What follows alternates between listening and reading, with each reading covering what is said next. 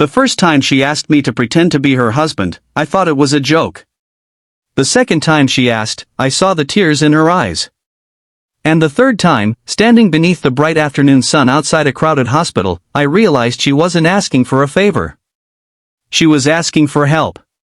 Before we begin this emotional story, take a moment to like, comment, share, and subscribe to Kindness Corner if you believe kindness can change lives and that everyone deserves a second chance. Your support helps these stories reach more hearts around the world. It was a warm spring afternoon when my ordinary day took an unexpected turn. I had just finished delivering supplies to a local community center and was walking toward my truck when I noticed a woman sitting alone on a bench near the hospital entrance. People moved around her in every direction, yet she seemed completely frozen, staring at a folder clutched tightly against her chest. Her name was Corinne. I didn't know that then. What caught my attention wasn't her appearance. It was the look in her eyes, the kind of sadness that makes someone seem invisible even in a crowd. As I passed, a sudden gust of wind scattered several papers from her folder across the sidewalk. Instinctively, I ran to help gather them. She thanked me quietly, but her hands trembled so badly she could barely hold the documents. While helping her organize everything, I noticed hospital forms, financial statements, and what appeared to be treatment schedules. The stress on her face explained everything. I started to walk away, thinking I had done my small good deed for the day. Then she surprised me. She asked if I would pretend to be her husband. For a moment, I genuinely thought I had heard her wrong. Then, trying to lighten the tension, I smiled and asked whether pretending to be her husband meant I got to kiss my wife. To my surprise, she laughed. It wasn't a loud laugh. It was the fragile laugh of someone who hadn't smiled in months. And somehow, that laugh changed everything. As we sat together, Corinne explained her situation. Her mother was recovering from a serious surgery inside the hospital. The older woman suffered from memory issues and often became confused or frightened. For years, she had dreamed of seeing her daughter happily married. The problem was that Corinne wasn't married.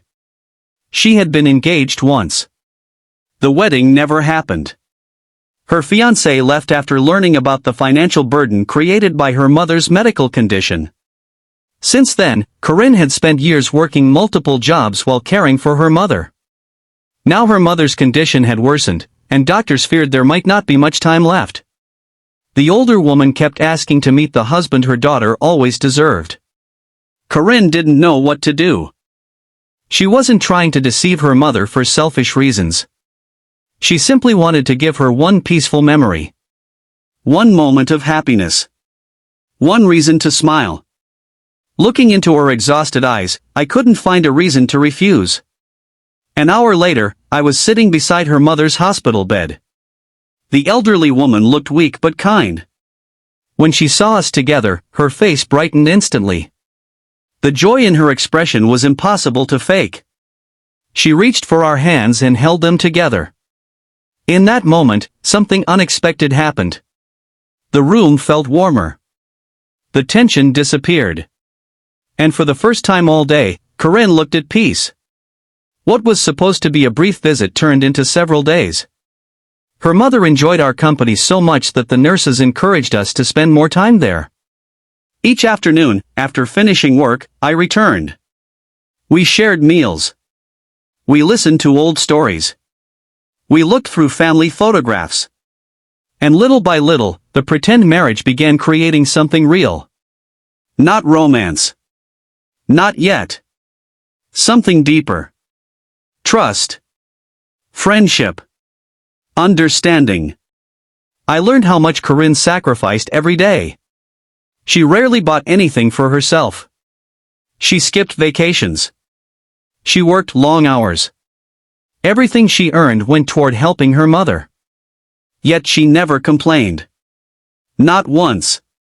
Meanwhile, she learned about my own struggles. Years earlier, I had lost my younger sister after a long illness. Helping Corinne's mother reminded me of the compassion I wished someone had shown my family during our hardest days. For the first time in years, I felt useful again. But life rarely allows happiness without testing it. A week later, Corinne's mother suffered a sudden setback. Doctors rushed her into intensive care. The future became uncertain. The fear that had been hiding beneath the surface finally broke through. I remember sitting beside Corinne in the hospital courtyard as daylight faded into evening. She looked completely exhausted. Not physically. Emotionally. Like someone carrying the weight of the world alone. For the first time, she admitted she was terrified. Terrified of losing her mother. Terrified of being alone. Terrified that after years of fighting, she wouldn't know how to keep moving forward. I didn't have perfect answers. I couldn't promise everything would be okay. So I simply stayed. Sometimes the greatest kindness isn't solving someone's problems. It's refusing to leave when life becomes difficult. The following days felt endless. Every phone call from the hospital brought new uncertainty. Every update left us holding our breath. Then, one bright morning, something changed. Her mother woke up. Weak. Fragile. But smiling. When she saw us standing together, tears filled her eyes. The nurses later told us she seemed calmer whenever we were nearby. The improvement wasn't miraculous. But it was enough. Enough to give everyone hope. Enough to create more memories.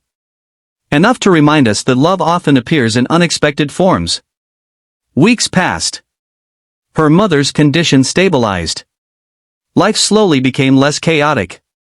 Yet something had undeniably changed between Corinne and me. Neither of us talked about it. Neither of us rushed it. But every shared conversation felt easier. Every laugh felt more natural. Every goodbye became a little harder. Then one sunny afternoon, while walking through a park filled with children playing and families enjoying the day, Corinne stopped beside a flower garden. She looked at me the same way she had looked at me outside the hospital months earlier. Only this time there was no fear. No desperation. No sadness. Only hope. The pretend story that had started as an act of kindness no longer felt pretend at all. And for the first time, we both understood that some relationships begin in the most unexpected ways. Not because two people are searching for love. But because they are searching for someone willing to stay. If this story is touching your heart, please take a moment to like, comment, and share this video. Stories of compassion remind us that even small acts of kindness can completely change someone's future. Special request: comment below with the words "Kindness creates miracles" if you believe one act of compassion can change a life forever. A year later, I stood beside Corinne in a small garden ceremony surrounded by friends, neighbors, nurses, and the people who had witnessed our journey.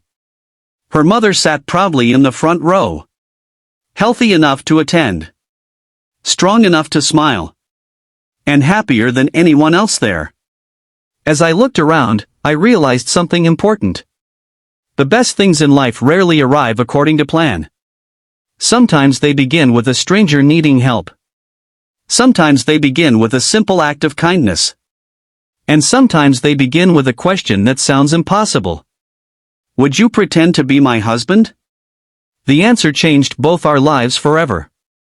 And it reminded me that the most beautiful relationships are often built not on perfect beginnings, but on the decision to stand beside someone when they need you most. Thank you for spending time with Kindness Corner today. If this story moved you emotionally, please subscribe and share it with someone who needs a reminder that kindness, compassion, and second chances still exist in this world.